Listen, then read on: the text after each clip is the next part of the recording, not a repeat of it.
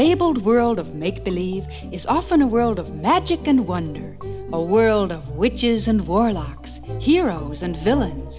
It is a world that fires our imagination and intermingles the realm of the possible with that of the impossible.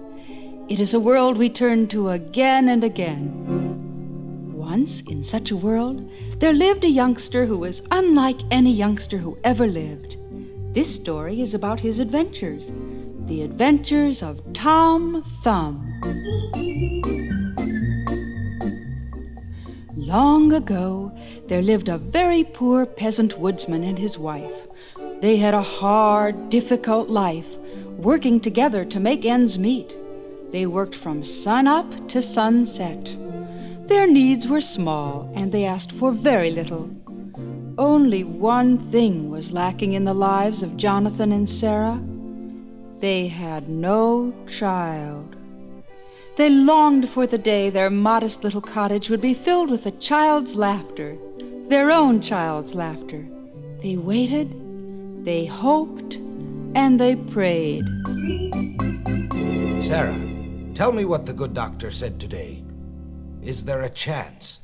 Dare we hope that soon we'll have a fine child to fill our home with joy? Dear, I'm afraid the news I bring you is unchanged. The doctor says there will be no child for us this year. I wish it were different. It is truly a sad thing that we remain childless. Oh, I too wish it could be different. I wish we had a home like our neighbors, noisy and cheerful. I wish for a son. I wouldn't care really what he looked like. Why, I wouldn't care if he were this small. Oh, Jonathan, you don't mean that, really? No, Sarah, I do mean it. I would wish for a son, and I wouldn't care if he were no bigger than my thumb. Jonathan and Sarah, you have made a wish, and I am here to grant it. Why, what was that? Who are you? I don't understand. Where did you come from? I come from the recesses of your mind and from the depths of your heart. I am a part of your hopes and your dreams. Jonathan and Sarah, you have both wished for a son no bigger than your thumb. And I am here to tell you that you shall have that son. Care for him and love him. He will be different from other children, but he will bring you joy and happiness. Remember, care for him and love him. He will come to you soon. Sarah, was I dreaming? Was there really a magic genie in our midst? Oh, I can't believe it. Jonathan, do you think it was real? Do you really suppose our wish will come true? I don't know. I only know that we must hope and believe. Time passed, and as the magic genie predicted, one day Sarah gave birth to a baby boy. He was indeed very, very tiny, but both Jonathan and Sarah hoped that he would grow. As the days and weeks passed, their hopes faded. Their little son remained as tiny as ever. The boy looked out on the world with intelligent eyes and soon showed himself a clever, agile child who, despite his size, could do many things. Jonathan and Sarah let him want for nothing and showered him with love. Because of his size, they called their child Tom Thumb. Tom, where are you, lad? Over here, Father, near the foot of the oak tree. Come on, Tom, it's getting late and supper must be on the table.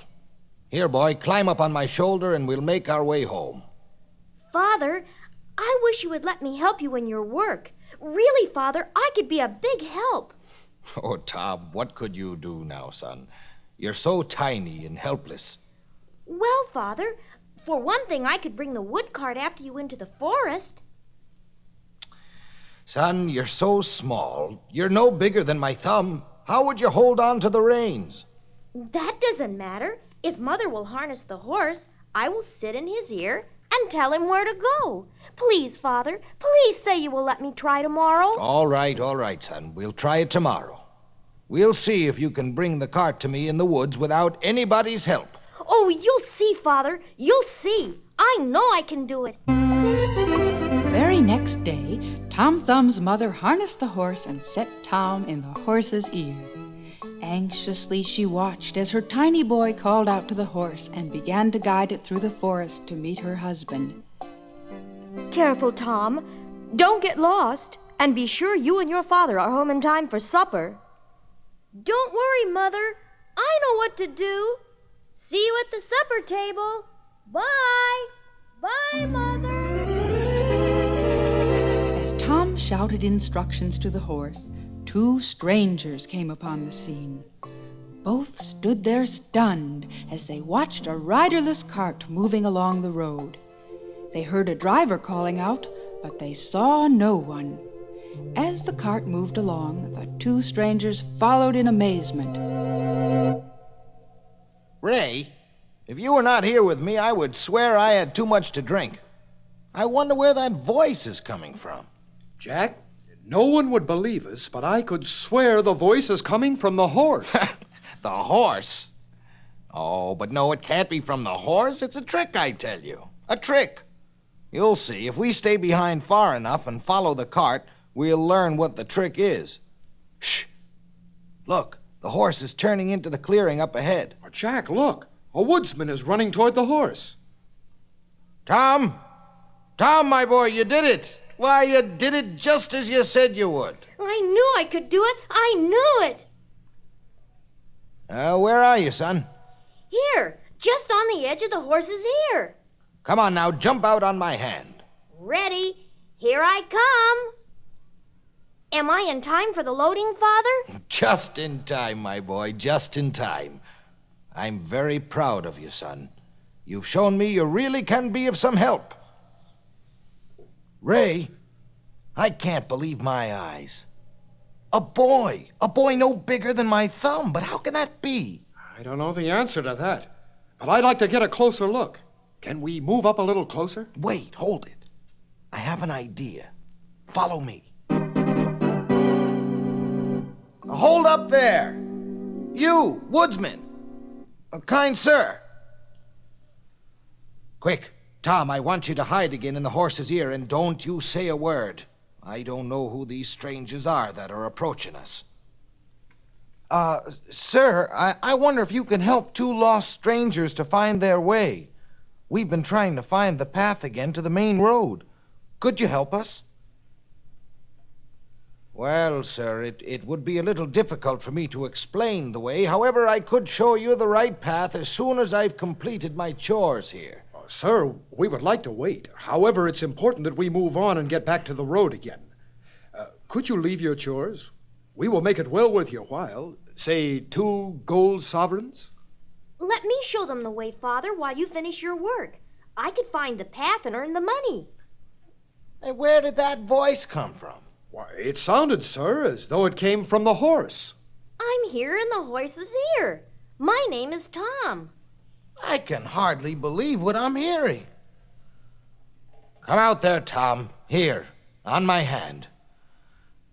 This is my son. He is small, but he is all that my good wife and I have. We cherish him, and we call him Tom. Tom Thumb. Well, Tom, I'm Ray, and this is my traveling companion, Jack. And you're truly an amazing young man. If you will, sir, allow me to show you the way back to the path. No, Tom. I won't allow it. These gentlemen are strangers, and I would not want you traveling with them for any distance out of my sight. But, Father... Oh, truly, sir. What harm could come to the boy? We are only interested in being on our way. Then, sir, I suggest you find your own way or wait until I have completed my work here. But in either case, you cannot use Tom as a guide. And now I must go on with my work. I'm sorry you will not oblige us. Well, then, we must be off. And we will have to find our own way back to the main road. Good day to you, sir. And good day to you, Tom Thumb. Perhaps another time we will meet again. Goodbye to you, gentlemen. Now that we're out of earshot, Jack, can you tell me what all that was about? My dear fellow, first I wanted to get a closer look at that tiny Tom Thumb. And I would like to get my hands on him. Why? Really, Ray, you're not thinking at all, are you? Can you imagine the kind of money we could make selling him to a circus sideshow? I never even thought of that. Yeah, now you better just let me do the thinking. Right now, I have to figure out a way of getting that boy from his father. Suppose we just follow them back to their cottage, and then tonight, when everyone is asleep, well, let's just see what happens. Look, they're leaving the clearing. They're headed this way. Quick, behind that tree. I don't want them to spot us. The lights have been out for about a half an hour now, Jack. I guess they must be asleep. Shh. Let's move around to the side. When I looked in the window before, Tom was settling down for the night on the table in his father's hat. Shh. Tom. Oh, Tom. Tom Thumb. Who's that at the window? Who's calling me? Shh. It's Jack and Ray. You see, we're still lost. We tried to find our way back, but we only made a complete circle. Luckily, we found your cottage. Tom, if you will help us find the main road, we'll raise the offer to 5 gold sovereigns. Did you say 5 gold sovereign? Why, that would take my father months and months to earn. Wait, I'll take you. Here, Tom, hop up on my cap and just tell us the way. You'll be back in your house before your mother and father awaken, and you'll be 5 sovereigns richer. Come on. Shh! You'll wake everyone in the house. Come on, let's go. All set, Tom? I'm ready. Just head straight on this road. I'll tell you when to make your first turn. Jonathan? Jonathan, get up. I just heard something fall. Oh, maybe it's Tom. Maybe he hurt himself. Get up, Jonathan. Oh, here, let me turn the lights. Tom? Tom?